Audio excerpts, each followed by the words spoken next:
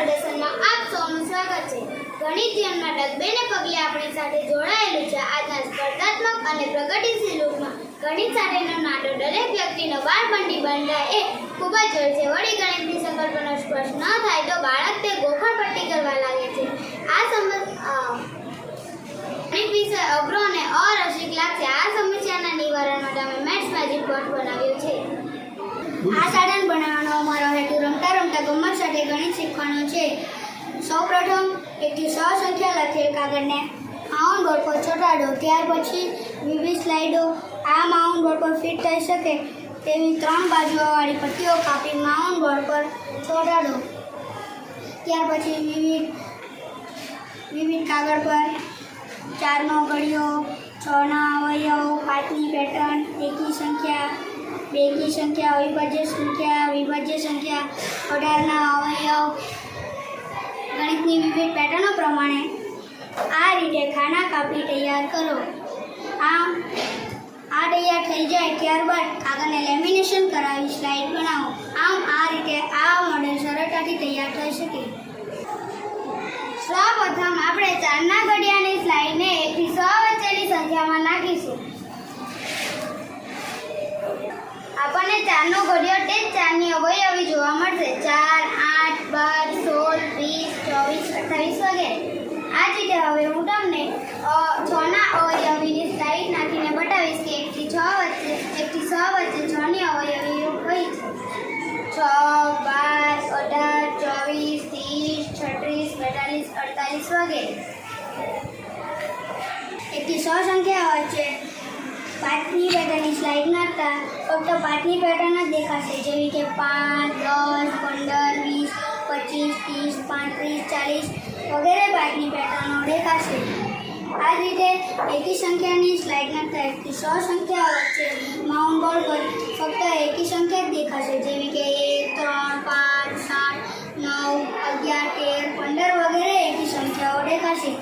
આ જ રીતે માઉન્ટ બોર્ડમાં 1 થી 100 સંખ્યા લખેલ કાગળ પર એકી સંખ્યાની સ્લાઇડ નાખતા ફક્ત બેકી સંખ્યા જ દેખાશે, જેવી કે 2, 4, 6, 8, 10, 12, 14, 16, 18, 20 વગેરે બેકી સંખ્યાઓ દેખાશે। આ જ રીતે 1 થી 100 લખેલ સંખ્યામાં અવિભાજ્ય સંખ્યાની સ્લાઇડ નાખતા આપણને અવિભાજ્ય સંખ્યાઓ જોવા મળશે। 2, 3, 5, 7, 11, 13, 17, 19, 23, 29 વગેરે। આ જ રીતે હવે હું તમને 1 થી 100 વચ્ચે વિભાજ્ય સંખ્યાની સ્લાઇડ નાખીને બતાવીશ કે 1 થી 100 વચ્ચે કઈ વિભાજ્ય સંખ્યાઓ છે।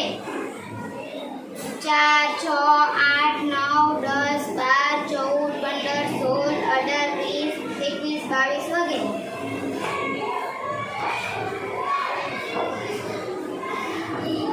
આ રીતે 18 ના અવયવોની સ્લાઇડ નાખતા 1 થી 100 સંખ્યા વચ્ચે ફક્ત 18 ના જ અવયવ દેખાશે, જેવા કે 1, 2, 3, 6, 9 અને 18 છે।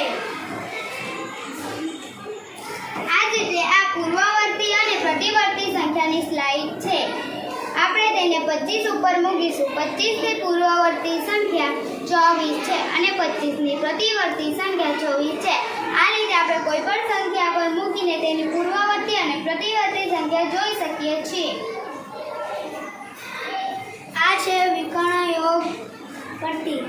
આપણે કોઈ પણ એક સંખ્યા પર વિકર્ણ યોગ પટ્ટી મૂકતા 15 + 26 + 37 નો સરવાળો 78 મળે અને 17 + 24 + 35 નો સરવાળો પણ 78 મળે।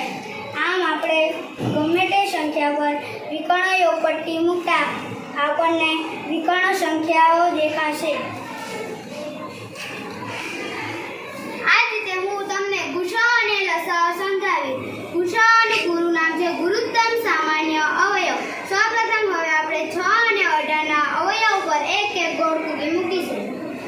1, 2, 3 અને 6। હવે આપણે 18 ના અવયવ પર એક એક ગોળ કૂકી મૂકીશું। 1, 2, 3, 6, 9 અને 18। જે સંખ્યા પર બે કૂકી ભેગી થઈ હોય તેવી સંખ્યા 1, 2, 3 અને 6 હશે। 6, છે.